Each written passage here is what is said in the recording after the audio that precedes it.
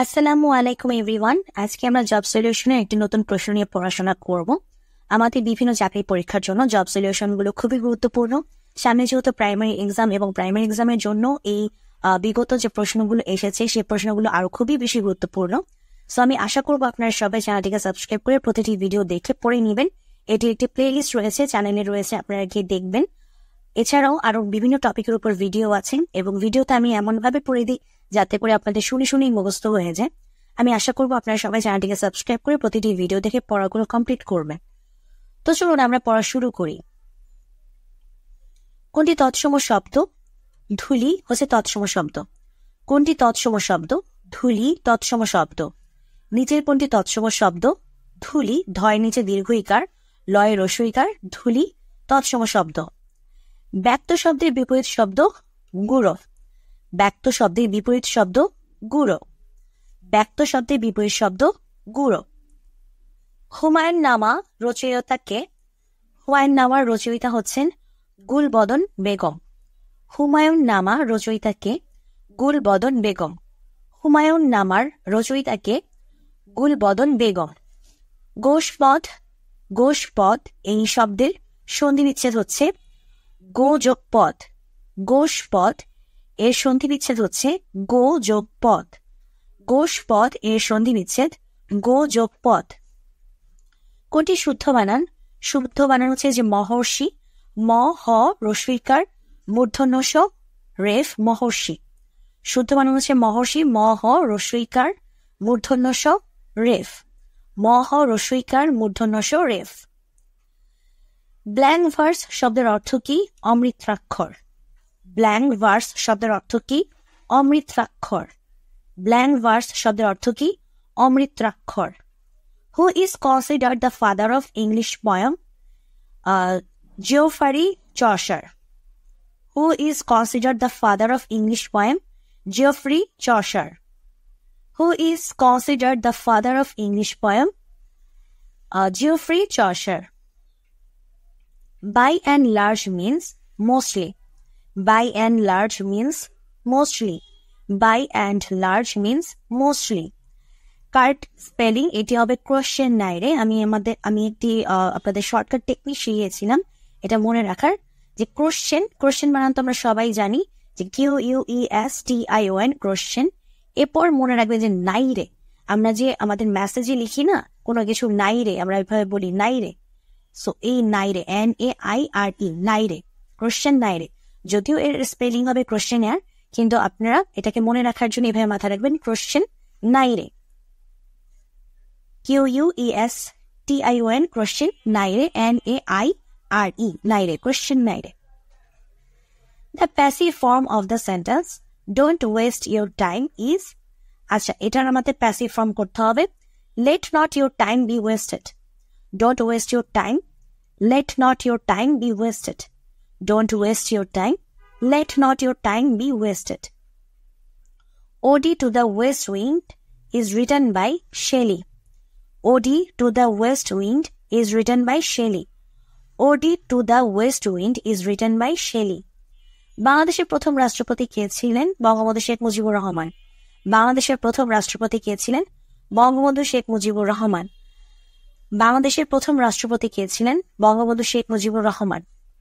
বাংলাদেশের জাতীয় সংসদ ভবনের স্থপতি কে? Luis icon.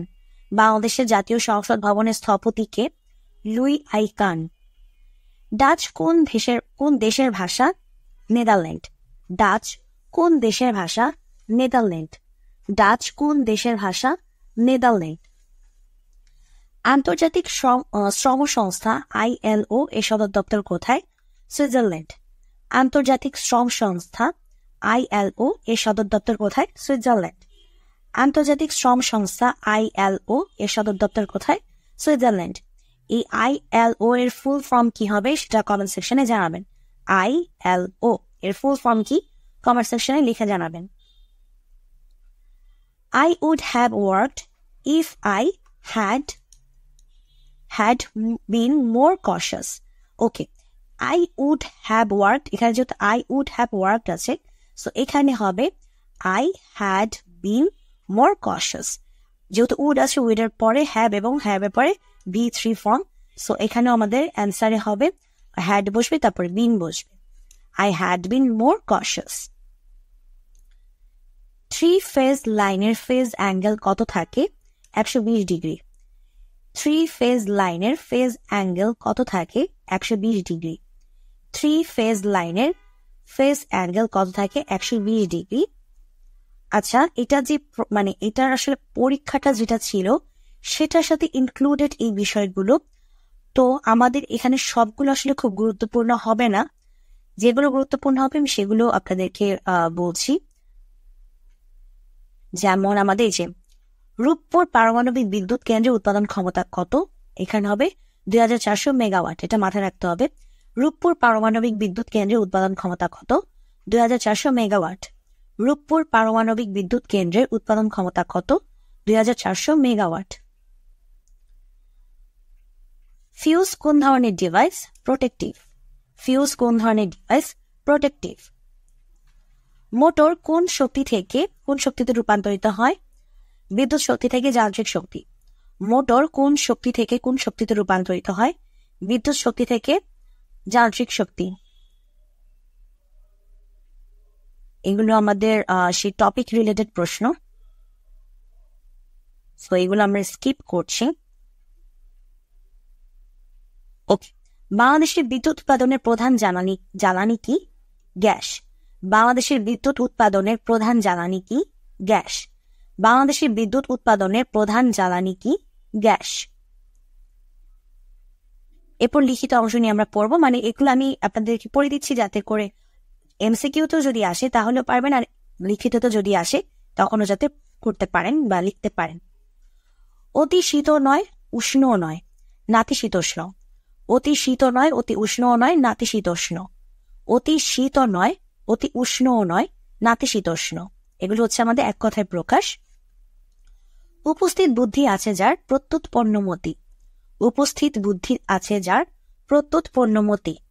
উপস্থিত বুদ্ধি আছে যার, প্রত্যুৎপন্নমতি। প্রতিকার করার ইচ্ছা, প্রতিচিকিৎসা।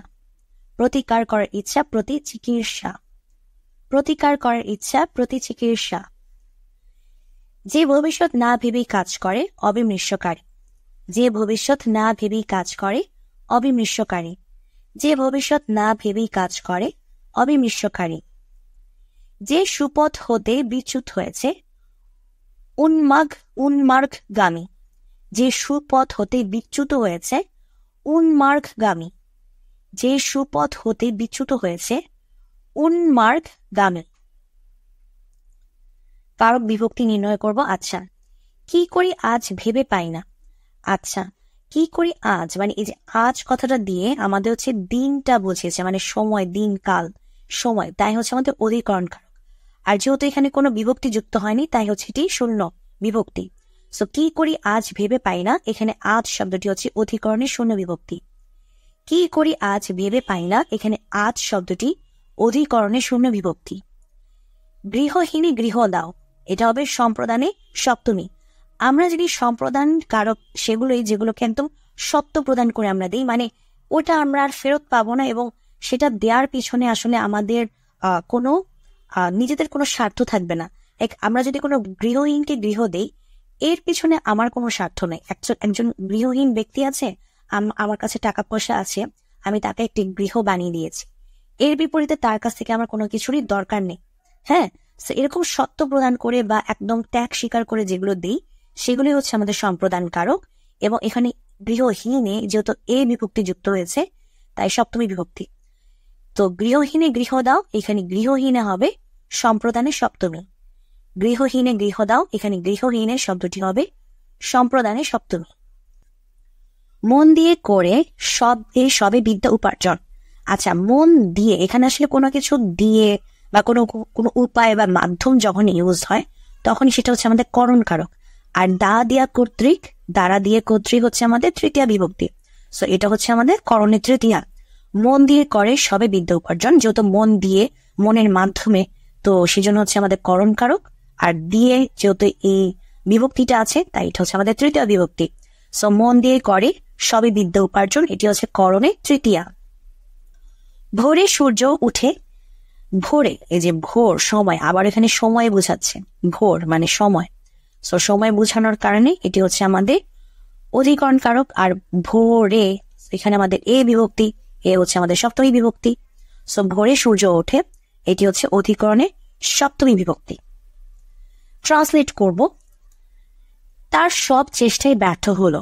All his efforts go in vein, ব্যর্থ হওয়া মানে ইন ভেইন, ঠিক আছে, ব্যর্থ হওয়া মানে হচ্ছে ইন ভেইন। তার সব চেষ্টাই ব্যর্থ হলো। All his efforts go in vein, তার সব চেষ্টাই ব্যর্থ হলো। All his efforts go in vein. সকাল থেকে গুড়ি গুড়ি বৃষ্টি হচ্ছে। It has been drizzling since morning, গুড়ি গুড়ি বৃষ্টি হওয়া মানে drizzling.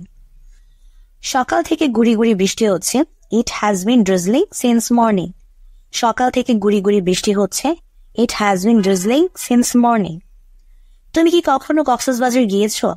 Have you ever been to Cox's Bazar? তুমি কি কখনো কক্সবাজার গিয়েছো? Have you ever been to Cox's Bazar?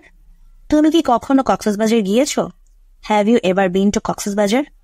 কোনো জায়গায় গিয়ে আবার ফেরত আসা মানে বোঝায় যখন, তখন আসলে বিন ওয়ার্ডটি ইউজ হয়। আমরা তো কক্সবাজার গিয়ে আবার ফেরত আসি, সেজন্য এখানে বিন মানে এরকম কোনো জায়গা যদি হয় যে আমরা গিয়ে আবার ফেরত এসেছি, তো তখনই বিন ইউজ হবে। ডাক্তার আসিবার পরে রোগীটি মারা গেল।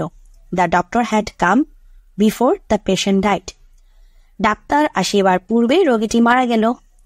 The doctor had come before the patient died, যেহেতু পূর্বে হয়েছে তাই আমাদের বিফোর ইউজ করতে হবে। আর বিফোরের পূর্বে হচ্ছে আমাদের পাস্ট পারফেক্ট ইউজ হয়, আর বিফোরের পরে হচ্ছে আমাদের পাস্ট ইনডিফিনিট ইউজ হয়।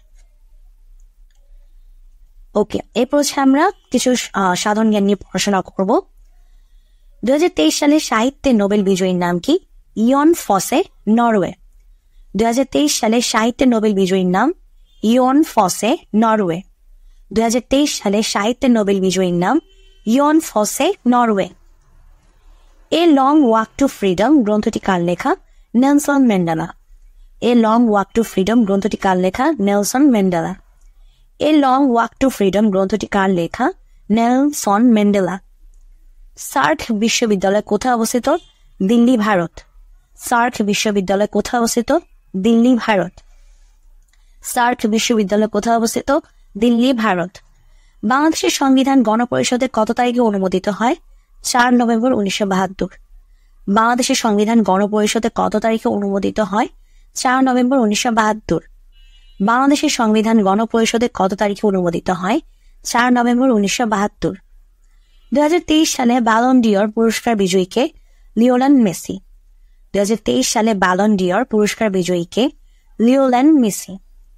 2023 সালে ব্যালন ডি'র পুরস্কার বিজয়ীকে? Lionel Messi. আল আকসা মসজিদ কোথায় অবস্থিত? জেরুজালেম। আল আকসা মসজিদ কোথায় অবস্থিত? জেরুজালেম। আল আকসা মসজিদ কোথায় অবস্থিত? জেরুজালেম। আজকের ভিডিওটি এই পর্যন্তই। যদি ভিডিওটি ভালো লাগে অবশ্যই ভিডিওতে লাইক দিবেন, চ্যানেলটিকে সাবস্ক্রাইব করবেন। ফেসবুক পেজ আছে, ফেসবুক পেজেও লাইক দিয়ে দিবেন, তাহলে ফেসবুক থেকেও ভিডিওগুলো দেখতে পারবেন। তো নেক্সট পর্ব এবং নেক্সট ভিডিও দেখার জন্য আমন্ত্রণ জানিয়ে আজকের ভিডিওটি এখানেই শেষ করে নিচ্ছি।